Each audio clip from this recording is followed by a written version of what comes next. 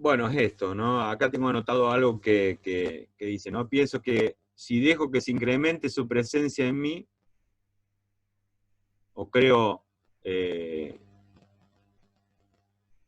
y pienso que esto me puede suceder, y bueno, y si su presencia en mí se incrementa más, yo no voy a tener libertades.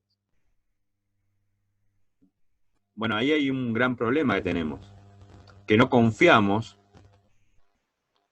no estamos confiando en la verdadera libertad de los hijos de Dios, no la llegamos a probar, no la llegamos a probar nunca. Y ahí está el gran problema. Si nosotros no probamos nunca la libertad, siempre vamos a estar con miedo, con estos miedos eh, que son prácticamente un invento nuestro. Hay varios temas, ¿no? Por ejemplo, el católico, que Dios te saque la plata, ¿ah?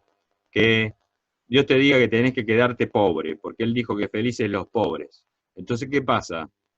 El que le gusta vivir bien, hay personas que le gusta vivir modestamente, hay otros que le gusta tener.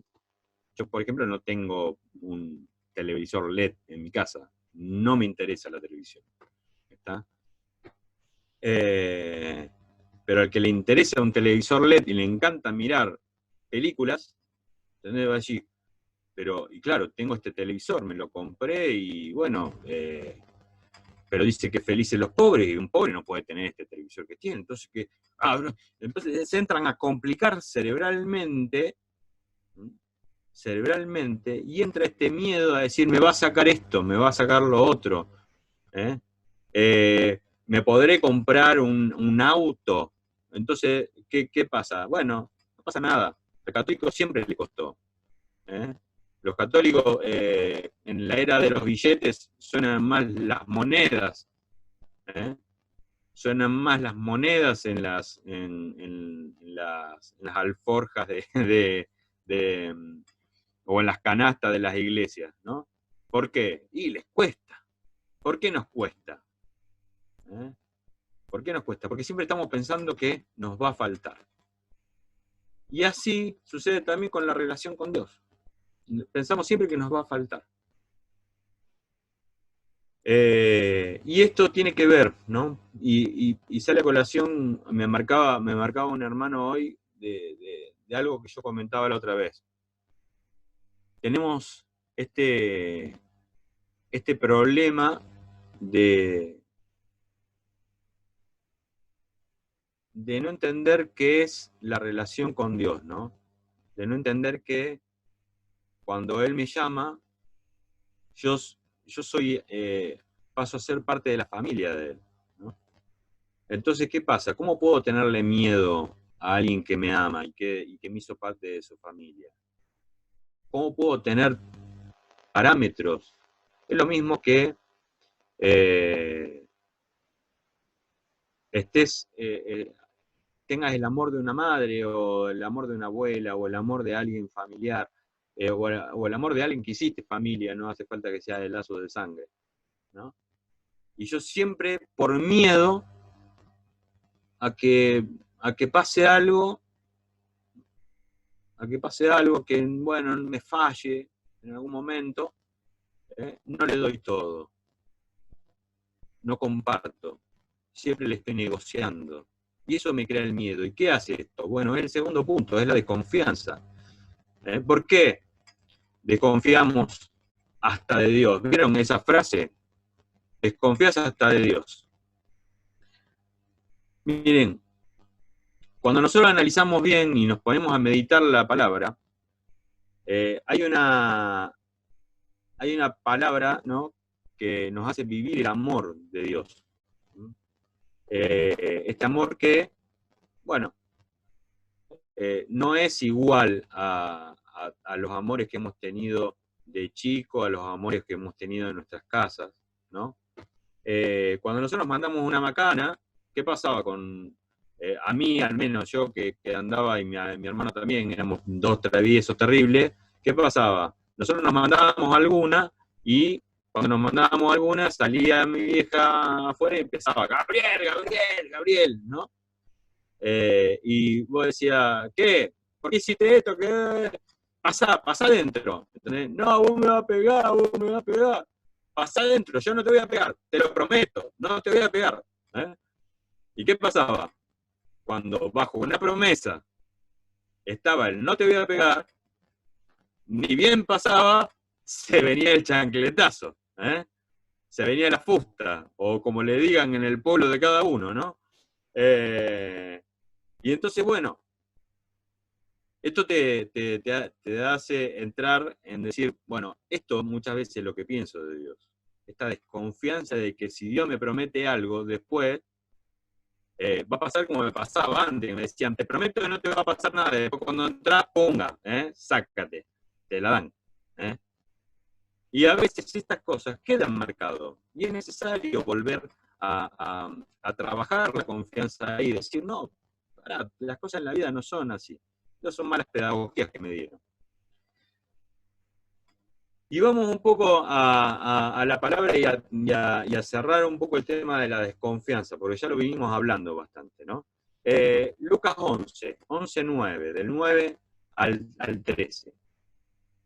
Y si también les aseguro, pidan y se les dará, busquen y encontrarán, llamen y se les abrirá. Porque el que pide, recibe, el que busca, encuentra, y al que llama, se le abrirá. ¿Hay algún padre entre ustedes que dé a su hijo una serpiente cuando le pide un pescado? Y si le pide un huevo, ¿le dará un escorpión? Si ustedes que son malos saben dar cosas buenas a sus hijos, ¿cuánto más el Padre del cielo le dará el Espíritu Santo a aquellos que se los piden? Palabra de Dios. Bueno, primero hacer hincapié en una cosa. Como el mayor regalo de las cosas que le puede dar un buen padre a sus hijos, él como el mejor padre de todos, el mejor regalo de todos que nos podría dar es el Espíritu Santo, está diciendo, ¿no? Pero también marca algo, que está bueno verlo. Dice, si ustedes que son malos saben dar cosas buenas a sus hijos, ay, me está diciendo que soy malo. Mirá, el único bueno es Dios. Y todos sabemos que tenemos nuestras bajezas, como mi mamá tenía la bajeza de prometerme una cosa y después no cumplirla, Dios la está sabiendo esa, la está sabiendo. Entonces, ¿qué pasa? Ese tipo de bajeza la tenemos, pero él dice, más allá de todo eso, le terminan dando cosas buenas a sus hijos. Terminan haciendo las cosas bien, así que tan malos no son. Pero el padre, dentro de todas las mejores cosas que puedan tener, lo mejor que les puede dar es este espíritu. Y muchos de nosotros fuimos reavivados por este espíritu, en un nuevo bautismo del espíritu, de una forma consciente y madura, que algunos llaman efusión. Y esto no es más que un hecho, totalmente bíblico, realizado por Dios. Y esto es vivo hoy en día. Y la apertura del hombre a través del tiempo a la acción de Dios. Esta apertura hizo que muchas personas, reavivadas por el Espíritu en su etapa adulta, supieran decirle sí, más allá de cómo estén, en la situación que estén, se reaviva este Espíritu y este Espíritu empieza a trabajar. Pero si desconfiamos, ¿qué sucede? Tenemos una poca apertura a esto. No podemos encontrar la verdadera bendición de Dios si nosotros vamos a abrir a cuentagotas nuestra persona. Entonces, si desconfiamos nosotros de los hombres, es algo común, pero desconfiar de Dios para un cristiano es siempre ignorar qué es lo que puede hacer Dios en tu vida. Es siempre ignorar y no haberte animado a más. Encontrar en esto de la amistad. Yo encontré en las cosas de Dios esto de la amistad. No siento obligaciones para con Dios, sino siento un trato en el cual nadie me está imponiendo nada, sino me sugiere, como ese ven, sígueme, ven, sígueme. No está diciendo te voy a lavar la cabeza y seguime, está diciendo ven, sígueme, ven, sígueme. Dios no se pone celoso de que te vaya bien y te entra a coartar la vida. Dios no tiene envidia, Dios no tiene bajezas humanas. Dios no quiere imponerte por medio de la fuerza nada. Dios es ese que solamente quiere que vayas por más en tu vida. Que encuentres lo verdadero, que encuentres lo progresivo. Bueno, Mayra en este momento va a hablarnos un poco más de esto, ¿no? Sí, a veces parece que no necesitamos del Espíritu Santo como nos venía comentando el Gaby. ¿Se escucha? ¿Sí?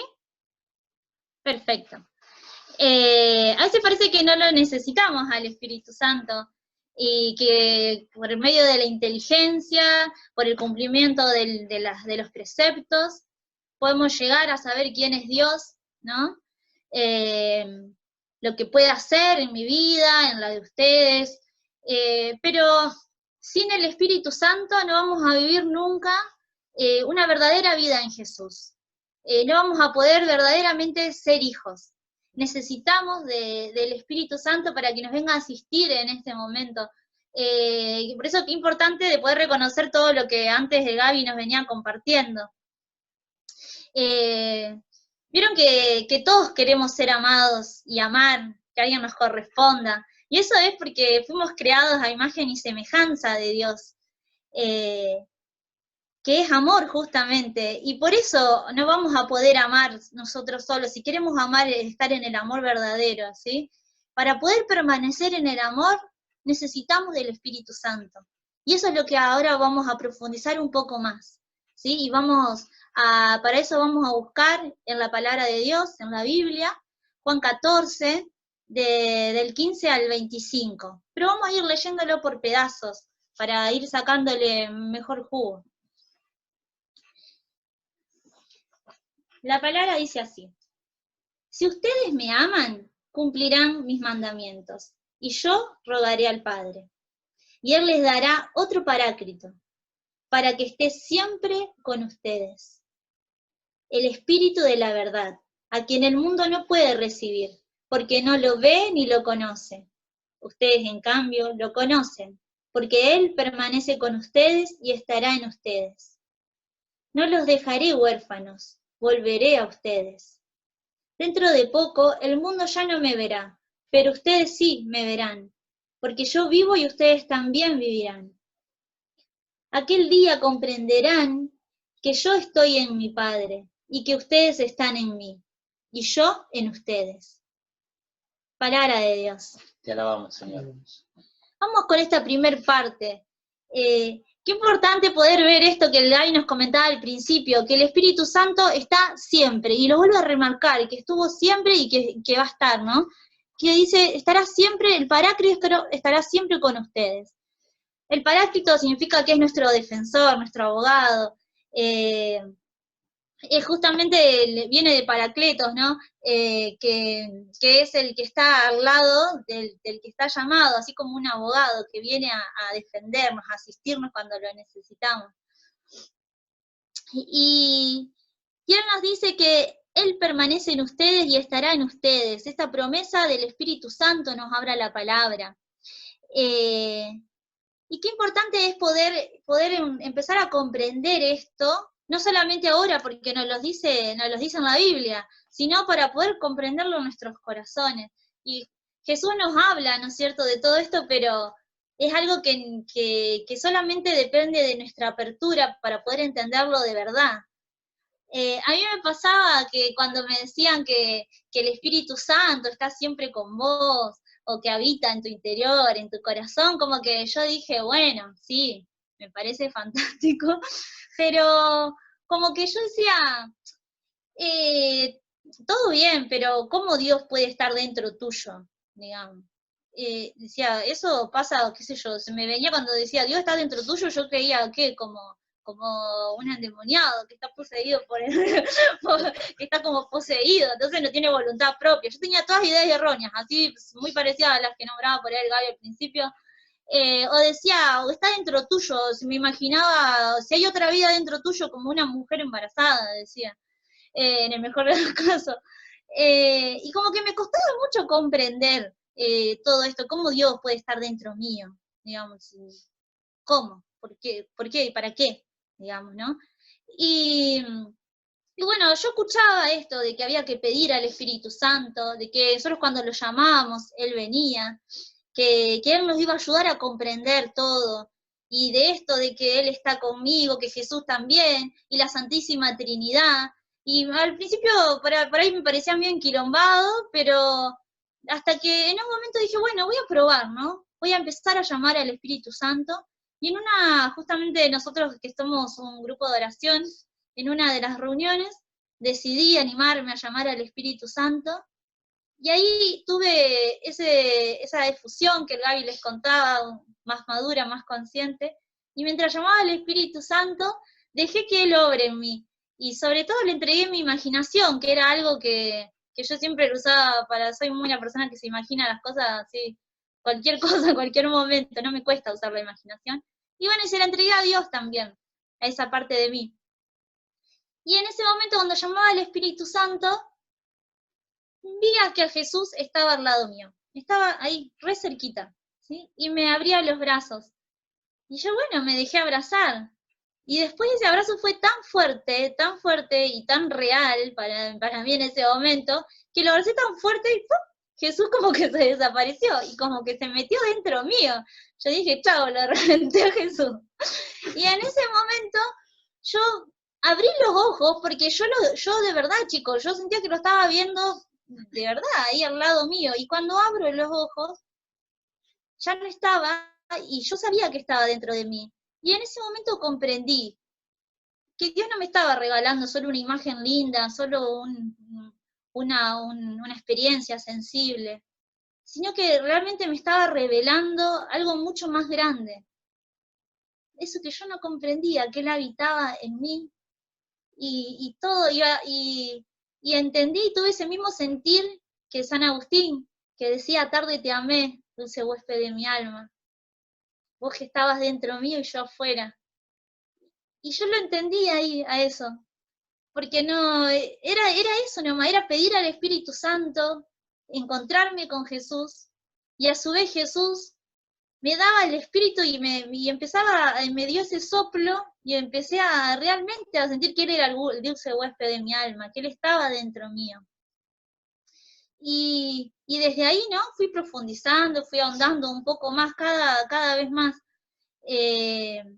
Por eso es importante, ¿no? Poder tener esta experiencia en el Espíritu Santo, porque no solamente fue entender eso, sino fue también en mi vida entender que soy hija de Dios. Y si nosotros seguimos leyendo en la palabra, Jesús nos dice en la palabra, el Espíritu Santo, el Paráclito, que el Padre enviará en mi nombre, les enseñará todo y les recordará todo lo que he dicho. Esto yo ahí entendía, claro, nos recordará, me vino a recordar que yo soy hija. Y después, a pesar de que obvio que me daba cuenta que tenía un montón de cosas que convertir, un montón de cosas que purificar, tenía esas ganas y tenía ese motor, ¿no es cierto? El Espíritu Santo te mueve siempre para querer hacer la voluntad, hacer la voluntad del Padre. Y ahí me daba cuenta que estaba buscando ser reflejo de Jesús, como Jesús, que quería hacer siempre la voluntad del Padre. Por ello les cuento mi experiencia, que que no vengo de una familia cristiana, que no vengo ¿no es cierto?, yo digo a los chicos de iglesia, pero no tengo una historia, como que fue grande mi encuentro con Jesús.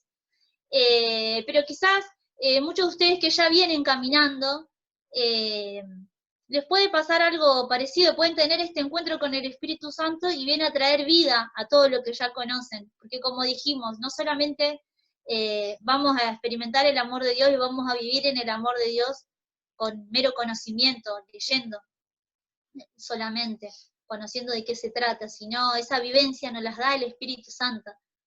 Había una hermana que totalmente opuesta a mí, ella que venía de cuna católica, ella decía que ella no sentía la alegría, ella no la sentía, esa alegría que veía en otros que seguían a Jesús, que la presencia de Dios a ella no la llenaba, como que estaba ahí, digamos, ella iba a misa, cumplía con los preceptos, hasta iba a un grupo de oración, todo, pero había algo que estaba frío, que estaba tibio en su vida.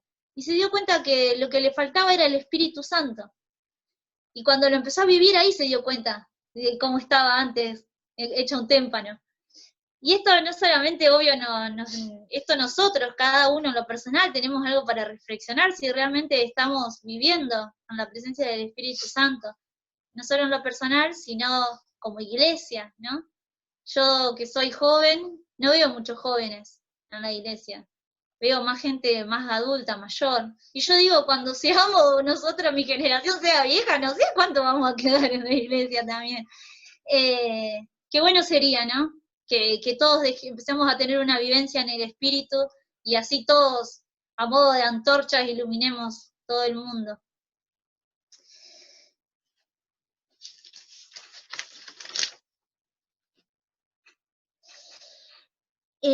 Vamos a seguir leyendo la palabra, la dejé a la mitad.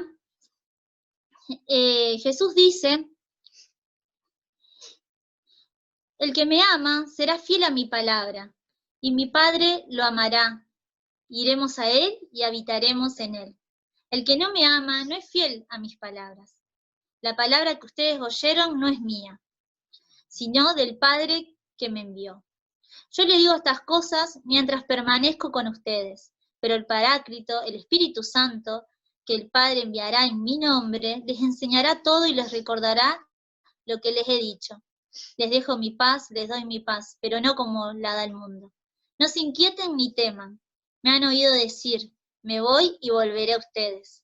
Si me amaran, se alegrarían de que vuelva al Padre, junto al Padre, porque el Padre es más grande que yo. Les he dicho esto antes de que suceda, para que cuando se cumpla, ustedes crean. Palabra de Dios. Te la vamos, Señor. Yo ahí cuando leía esta palabra, ¿no? Me ponía a reflexionar, claro, digo, los discípulos estaban ahí con Jesús y le han dicho, no queremos que te vayas. Pero ahí Jesús no empieza a explicar esto de que no tienen que temer, al contrario, tienen que alegrarse de que vuelva junto al Padre. Y me ponía a reflexionar esto y digo, a veces cuando nosotros, un ser querido, se nos va, ¿no es cierto?, se muere, obviamente nos va a doler y sufrimos, y en realidad a veces nos enfocamos más en que no vamos a tener nosotros más a esa persona al lado nuestro, que en lo que en realidad sucede, nosotros que creemos, ¿no?, en Dios. ¿Qué es lo que sucede cuando una persona muere? Se va a los brazos del Padre, se va a su encuentro. Y a veces nosotros tenemos esa mirada egoísta, y no vemos lo que en realidad sucede, y está bueno poder tenerlo presente a esto, porque cuando empezamos a tener una vivencia en el Espíritu Santo, empezamos a ver de otra manera, empieza a transformarse nuestros pensamientos. Y bueno, esto de entenderse, de saberse amado por Dios, es algo grosso, es algo fuerte que cuesta entender si lo pensamos con el intelecto puramente humano, esto que compartía May antes en su testimonio.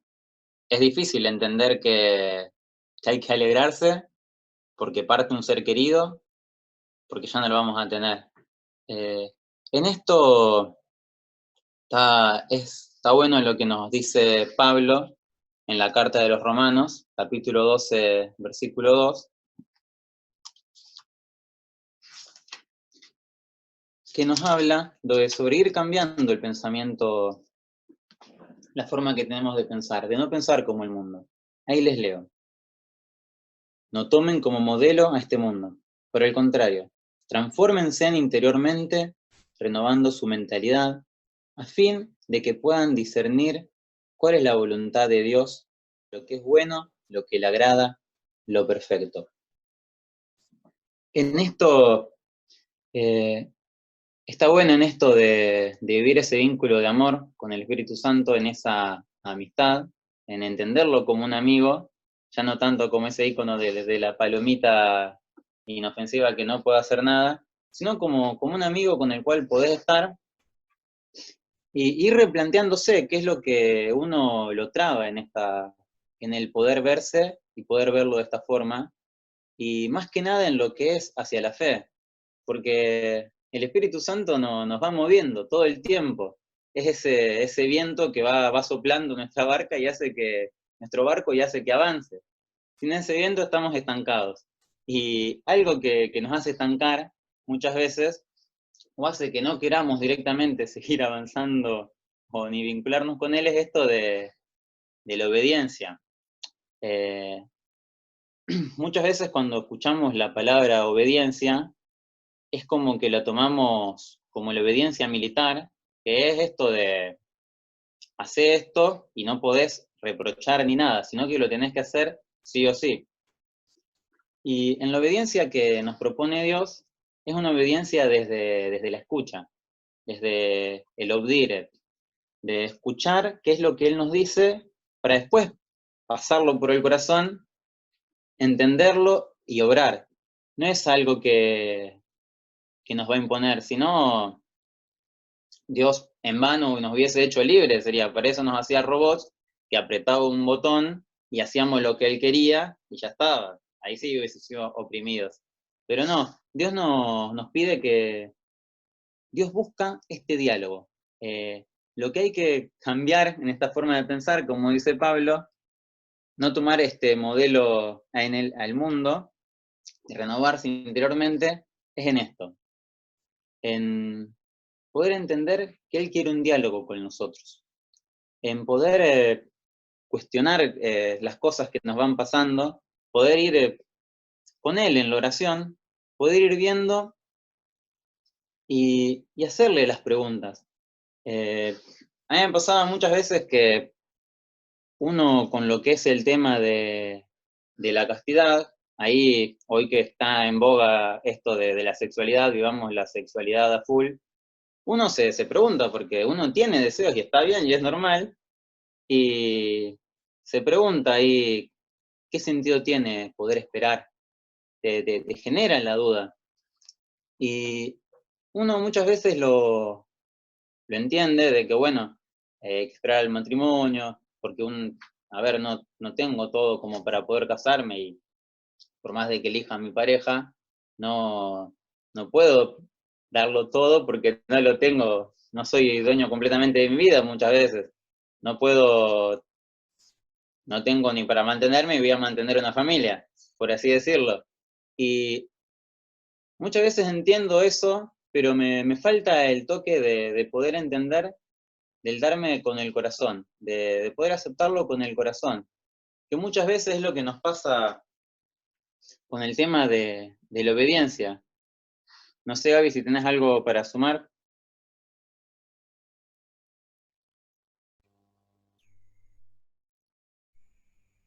¿Se escucha? Sí. Ahí estoy. Sí, bueno, esto de la... Lo que pasa es que eso es un tema, ¿no? Los hombres tenemos un problema con esto de que de que vivimos en unas generaciones más, por ejemplo, la mía, por ejemplo, ¿no? Veníamos de unas cuestiones más estrictas, ¿no? Que siempre nos traían esta cuestión de o decís lo que yo digo o decís lo que yo digo. ¿Por qué? Porque soy tu padre, porque soy tu madre. Hasta en nuestros hogares teníamos esta cuestión. Entonces, ¿qué pasa? Es muy raro después encontrarte con un Dios que te dice que es padre, y decir, tenés que obedecer a Dios. ¿Cómo? Y como obedecías a tu padre y a tu madre. Y si tu padre y tu madre te decían, ah, esto es así, ¿por qué es así? Y nunca te sentaban y te explicaban por qué era, vas a tener un problema bastante importante con lo que es la obediencia, esto de oír, razonar, discernir, ver por qué camino me está guiando, darse cuenta que el camino que Dios me está dando es el camino necesario para mi vida, y después de ahí poder decidir por el mejor camino, aún si no estoy viendo el fin último de las cosas, ¿no? Porque casi siempre en toda nuestra vida nosotros proyectamos y sabemos que hemos proyectado cosas y hay cosas que se truncaron por la mitad. Entonces, bueno, todo el tema de la obediencia tiene que ver con cuestiones emocionales, en las cuales el Espíritu Santo trabaja sobre esas emociones.